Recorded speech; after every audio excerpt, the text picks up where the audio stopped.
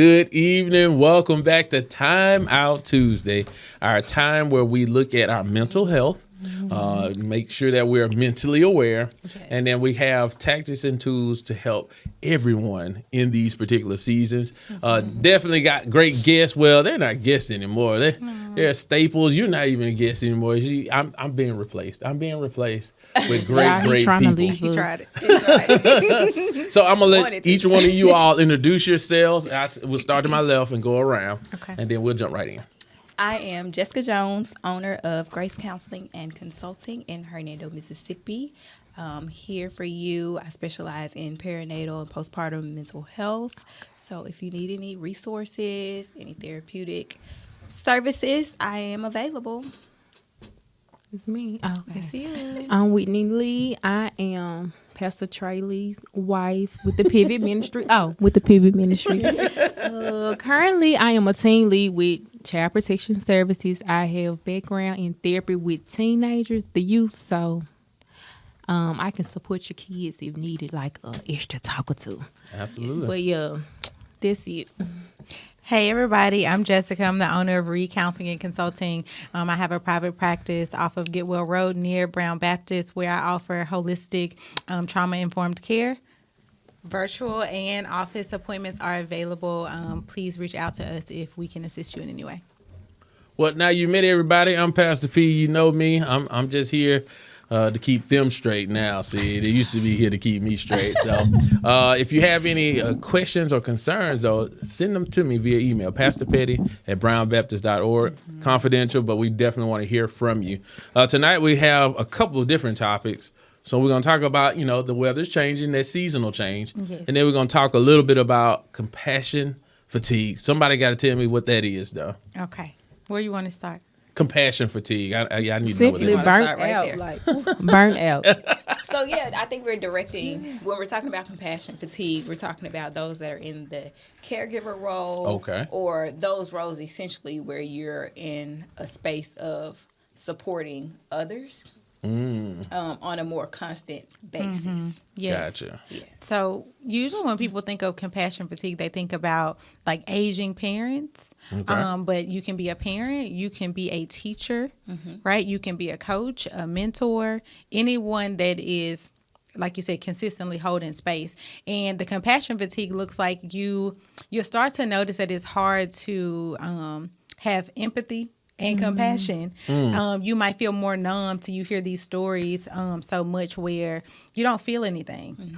Or you go home and your body doesn't process the emotions. You don't have the bandwidth to give that comes with compassion and empathy because you have kind of reached your capacity. And so we see this a lot in the church. I know we've talked about this before, even with pastors and leaders that are engaging in a lot of heavy emotional lifting all the time and not having a space to release. They can be very vulnerable to experiencing like compassion fatigue. So, yeah, I think those that are in the caregiver role, and we're having, whether it's like a disabled parent or like you said, aging parent, or you're having to take care of a child, extended family members. Yeah. Sometimes when they're experiencing that compassion fatigue, their own health takes the backseat. And so you're not taking care of yourself as much as you would like to, or maybe you used to. You're not eating well, not just looking after yourself in those doctor visits because you're prioritizing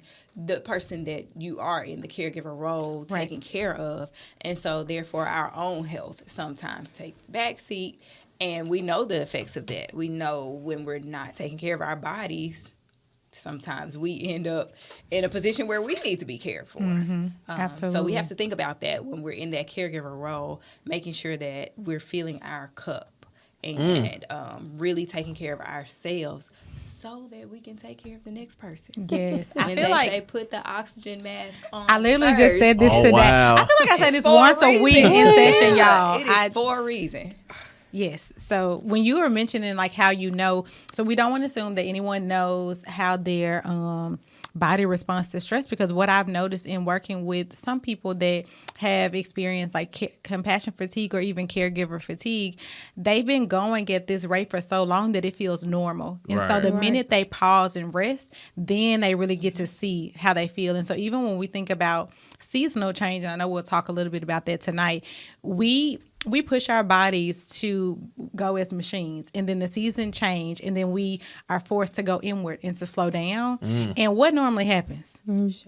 Shut down. Everybody gets sick. Everybody gets sick in some regard, because now your body is kind of catching up with you in a way of saying, yeah, we should have slowed down a long time ago. Or you go, and you get laid out because you get sick. They can't slow down? Right. Like, what can we do? Like, great question, Whitney.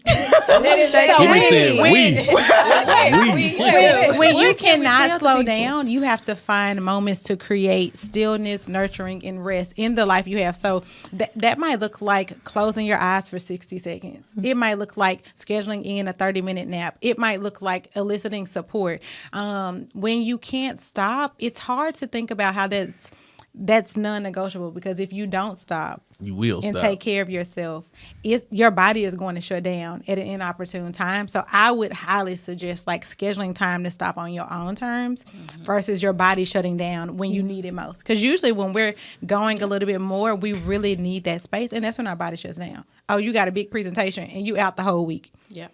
You know, so Bam, thinking bam, about, flu. yes, Bam, thinking they go about, up, you have to be yes. I'm thinking those when you just have to be selfish with yourself. Yes. And it's not even selfish. It's not even selfish. Yeah, but you have to be intentional about taking care of you, because that's the most loving thing you can do for the people you love. Yeah. If we're taking care of other people, it is imperative that you take care of yourself first, so you have the capacity to take care of And others. not feeling I know you're guilty trying to jump in. about Go ahead.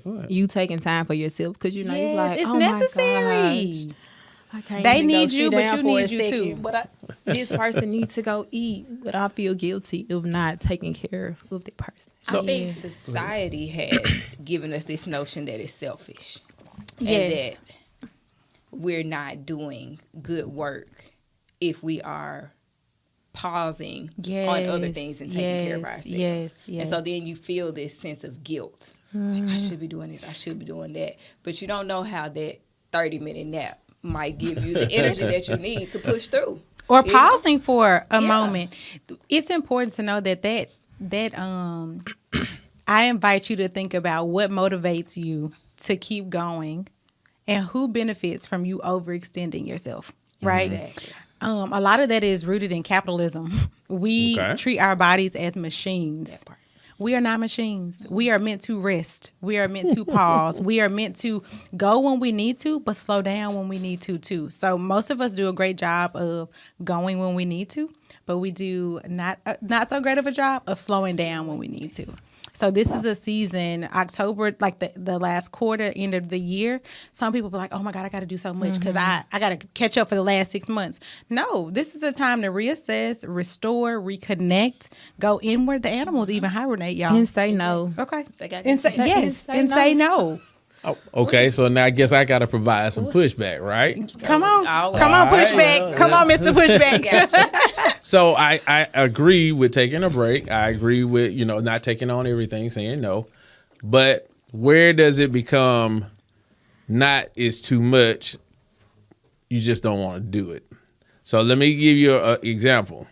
Once again, we have people, I'm going to work this 40-hour week job. I knew it was 40 hours a week. 3 weeks in, I need a break. Y'all expect me to work 40 hours a week.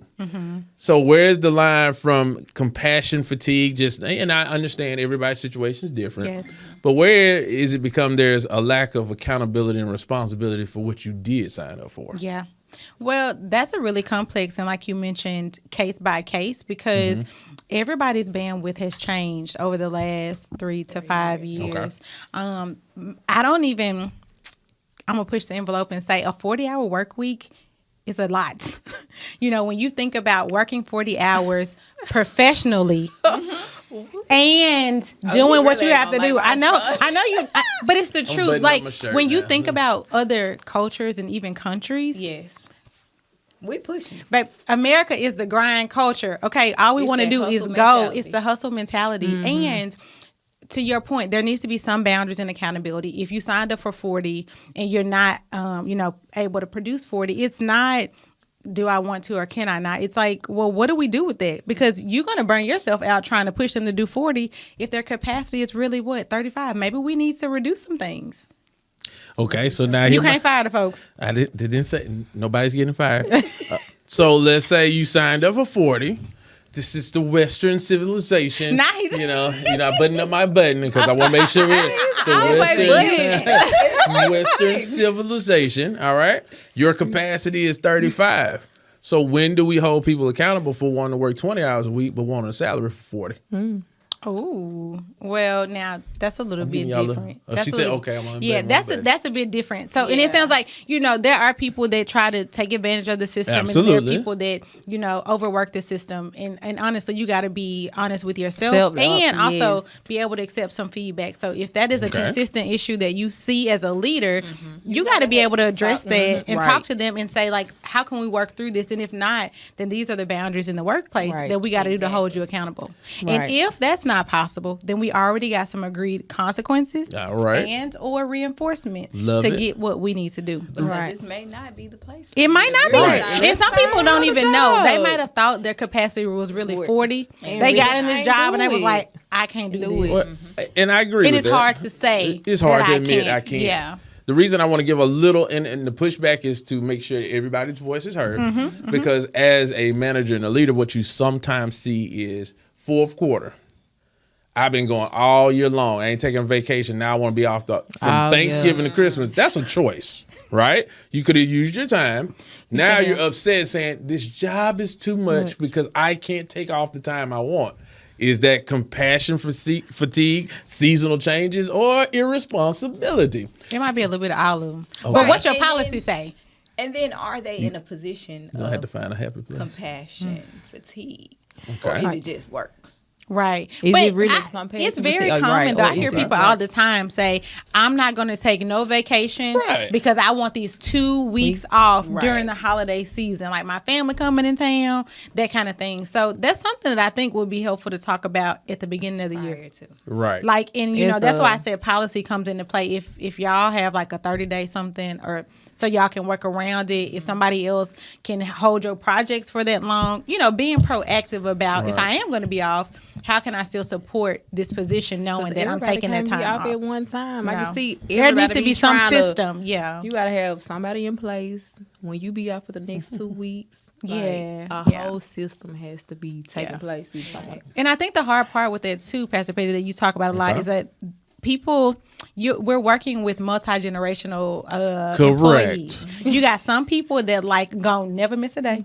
And you know Right. the age group that is. They're not You gonna got take some people, vacations. they're not going to take a vacation. Baby What's boomers. the reason why they not taking? Then you have because some- of they. Okay, go. Then you have some, we can go back to I that. can go. But then 'Cause you of the have some workload. that are like, every month I need a mental health day because I need to prioritize my health. Like, you got to be able to meet. Everybody got to work together on this. Yes. Like, it's a little bit of give and take on both parts. Right, and that's what I'm here for. Now, I'm doing this for a reason because I want y'all to just think I'm being petty, okay? But here's the thing. The same people that a lot of times are asking for a mental health day, Saturday and Sunday, you're doing everything but resting. Now, even the Bible say on the Sabbath, you need to rest. So what I'm saying is, are you needing a mental health day in some cases, or are you trying to use your time for what you want and then want me to pay for your time not here? That's probably, I mean, both can be true. Yeah. Now let me Come on, extend free night. something to you. All right, come on. Okay. Because Finger. This is gonna be good. This blessing Yeah. people. This blessing people. So that then puts an additional workload, and He waiting too. He like, it puts an additional heaviness on you because now you're observing what they're doing. It's pattern. Friday. How you know what they're doing on Friday and Saturday? Exactly. So I Now can you're answer that taking too. on more. I'm Because gonna- you I'm know, gonna- outside of the work hour. and Yeah, you're why like, you- this yeah. person Unless is somebody's resting, sending you but stuff. you want me to pay for this See- day. So now you're putting more stress on yourself. Let me help you all with it. You just mentioned generations. You said why. Baby boomers the work that you think is too hard is not too hard for them a lot of times. So I want the money. I want the responsibility. I like being the person that you can depend on. Gen X, we going to work hard, but we're going to take that vacation, that elaborate vacation once a quarter, right? We're not going to complain behind the scenes, but get the job done. Get the job done most of the time, right? No, but a lot of times, millennials, ain't nobody tell you put all that on Snapchat. So don't call in and say, "Oh, I can't. I need a mental health day," and then you get mimosas on the beach. Like boundaries, y'all. Do not be following y'all bosses and colleagues. You don't have to follow now. Do not add people. And don't be looking. I'm gonna look. It's on your story. You put it there. Make it private. Because what you do outside of work is your business. Yes, be smart. Right. So keep it. And they have every right to question. To think about it. Yeah. Well, the reason I say that because do not recommend. Right, I'm not saying everybody all across the board. Yeah, I don't think it's a one size fit all. Yeah, and I do. But the reason I'm saying this is because a lot of times I work in a bank environment. All right, the bank can't be closed more than 3 days in a row. That's a federal guideline, right? You'll have people. I'm begging in January. If you know you want time off, put your time in. Nothing. But see, that's not on you. If the policy is in place and they haven't taken advantage of it, better luck next January. June, I'm saying, hey, you ain't taking time. Take your time off. I think I need the last 3 weeks of the year. I know you think you need it. That's not what we're going to be able to provide. Right. So how do we work? How do we meet? Right. Yeah. I already know. Do the banks? No, you can't. In the bank, so somebody so any job that would be an issue. But if we're just talking about your experience as a bank, like that's a very essential position. Yes. It takes a certain kind of person to work in the bank anyway. So now that goes back to the seasonal changes. Or to do certain things, certain jobs in particular. Yes. Like it takes a special person to work in healthcare. It takes, these jobs that require more accountability, responsibility. We don't get, like you too, like just the idea of like, oh yeah, I'm not going to work tomorrow. I got people depending on me to come to work. I have to have a very legitimate reason. And there's no one behind me, that's coming. Like, and if you're working in the bank, it's usually one or two. You got this teller here and that. Like, but they still might put more work on the teller. It does. Because you want to come. When I say that, that's a very deep and complex topic. Maybe I need to have that we ain't gonna be able to come to Jesus meeting. Well, every quarter or something. Well, I kind of specialize in flow. that. I'm a very big proponent to take your mental health day, because if you don't, and you come here and pop off, you're gonna get promoted to customer. So I need you to take your time. That's a nice way to. That's how they say fire these days. Promoted to customer. Or find something that you can be successful in outside of here. Right. All right. HR language. Well, just you keep it there. But the reason I say that, because the seasonal changes. I don't know how y'all came up with this, but that's real in banking. Oh yeah. Yes. October people just seem to. I ain't gonna say that. I was gonna say what I was at. It's real. Something happens. But you gotta think yes. When you think about the seasons change, you got to think about what October to December means in so many ways, right? And so even in the banking, I can imagine the financial hardships that people encounter during this season in working in a bank, what that's like to be on the receiving end of that, even though you have no control of the late fees. You ain't got no control about none of the things, who took what out, but y'all are the first line of defense in that. Absolutely. So if y'all are preparing for those heavy season, and when we talk about seasonal changes like pre-care, what do we need as a team to be ready for this season where we know there's a shift? Right. How do we take better care of ourselves? How do we build more team community during this season? Because we know we got to work a little bit harder. And everybody don't keep seeing it happen at the same time. And like, all right, how do we handle last season? Okay, what do we need to do different? What are some minor modifications we can put in place? Y'all not gonna get y'all 2 weeks out. And that might be that might be a hard time. Everyone has to support each other during these times, October through December. So, and let me say this as my disclaimer: I'm not saying everybody that needs time off is just gaming the system. I'm not saying people don't have real needs. What I'm saying is, I think there has. So what I'm afraid of a lot of times when we start to bring into the conversation accountability, then becomes, well, that's messing with my mental wellness. Now, if it is, that I can't stop that, right? But then maybe you're not in the right place. So you can't ask for $100,000 a year job and work 10 minutes a week. Nah, it comes with a level of there's something that comes with responsibility. it, right? And so in the seasonal changes, what we see, because we're gonna take it another place, church. You got some people that, I mean, like, you do know this volunteer, right? You ain't feeling good. You don't have to be the usher this weekend. Yeah. Right. You don't have to be a greeter this weekend. Maybe you take this Sunday off from singing in the choir. You've been going, and going. Maybe this God is trying to tell you, take a rest. Take your rest today. Yeah. So you don't. And we see that, like, compassion fatigue in the church, to me, is taboo. Like, people believe that if they are not there, somehow the church that God established is not going to be able to run without them. Yeah. And it's the burnout that ends up getting them. And it does more harm than good ultimately, because we do need time eventually, to rest. I better say, because eventually they just gonna leave all together. Right. Which is why you want to build a community where you catch and get before. Like, you giving people the awareness to know the signs. We're encouraging rest. We're encouraging, teamwork. Like, if you did it 3 weeks in a row, we like, no, don't. You gotta take that. Yeah, somebody else help. Take a And, break. fill in here. But that causes us to look at a collective healing and not just individual. Like, how do we take care of everybody in doing our part? Right. Okay. So, collective healing. I don't like the way you're looking at me. I like that though. Collective We healing. healing like together. Yeah. Like, it's a group. It's a whole. Yeah, especially when you think about the church. It's a unit. But I want to dive deeper in this collective healing. But I want to make sure that people know that they got to see us next weekend.